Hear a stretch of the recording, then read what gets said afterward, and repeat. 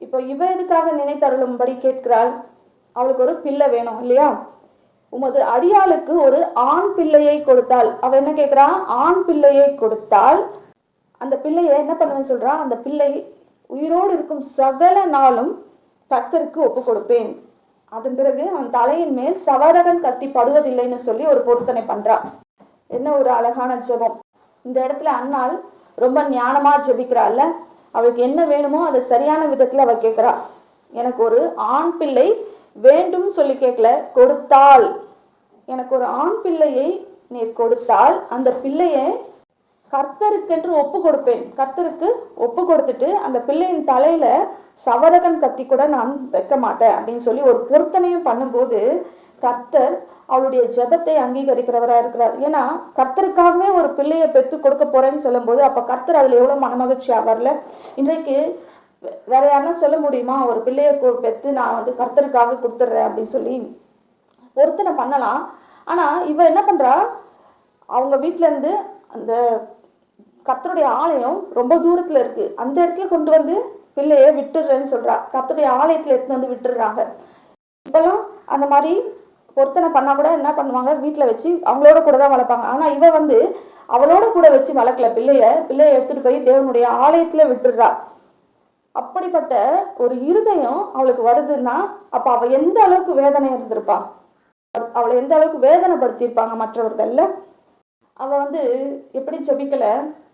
உமக்கு சித்தம் இருந்தா எனக்கு ஒரு பிள்ளை கொடுங்க, நீர் கொடுத்தாலும் உமக்கு நன்றி, நீர் கொடுக்கலனாலும் உமக்கு நன்றி அப்படின்னு சொல்லி அவ ஜெபிக்கல.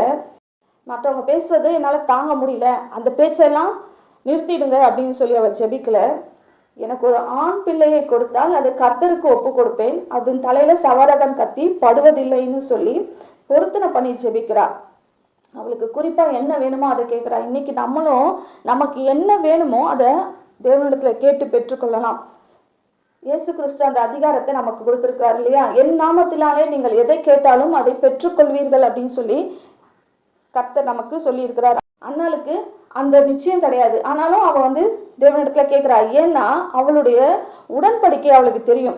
இஸ்ரவேலருக்கு கொடுத்த உடன்படிக்கை என்ன? அவங்களுக்கு கொடுக்கப்பட்ட வாக்குத்தத்தம் என்ன? கர்ப்பம் விழுகிறதும் மலடும் உன் தேசத்தில் இருப்பதில்லை, மிருக ஜீவன்ல கூட மலடு இருப்பதில்லை அப்படின்னு சொல்லி கர்த்தர் அவங்களுக்கு வாக்கு பண்றாரு. அப்போ மலடு இருப்பதில்லைன்னு சொன்ன தேவன் என்னுடைய கர்ப்பத்தை அடைத்து வைத்திருப்பாரோ அப்படின்ற ஒரு ஆதங்கத்துல அவர் கேட்கிறா. கர்ப்பம் விழுகிறதும் மலடும் உன் தேசத்தில் இருப்பதில்லைன்னு சொன்னா அப்ப என்ன? அன்னாள் மலடியா இருப்பதில்லை. அதனால அவன் தைரியமா அவளுக்கு என்ன வேணும் அப்படின்றத தேவனிடத்துல கேட்கிறா. எனக்கு ஒரு ஆண் பிள்ளையை கொடுத்தால் நான் கர்த்தருக்கு ஒப்பு கொடுப்பேன். இன்றைக்கு நீங்களும் இப்படிப்பட்ட ஒரு பொருத்தனையோட ஜெபிக்கும் போது கர்த்தர் உங்கள் ஜெபத்தை கேட்க வல்லவராக இருக்கிறார். அதுக்காக கர்த்தருக்கு பிரியமில்லாத காரியத்தை நம்ம பொருத்தனையோட கேட்க கூடாது. கர்த்தருக்கு பிரியமான காரியத்தை, கர்த்தருக்கென்று செய்ய போகிற காரியத்தை கர்த்தர் இடத்துல கேட்கும் போது கர்த்தர் அதை உங்களுக்கு கொடுக்க விருப்பம் உள்ளவராக இருக்கிறார். அன்னாலை போல நாமளும் ஞானமாய் ஜெபிக்கிறவர்களா இருக்கணும். கர்த்தருடைய சித்தத்தையும் அறிந்து கொள்ளணும். நம்முடைய தேவையும் சரியான விதத்துல கர்த்தரிடத்துல கொண்டு போய் சேர்க்கணும். நம்ம தவறான விதத்துல தவறான ஜெபத்தை கர்த்தருக்கு எடுக்கக்கூடாது. பொருத்தனை பண்ணினாலும் அந்த பொருத்தனையை நிறைவேற்றுகிறவர்களாய் நாம் இருக்க வேண்டும்.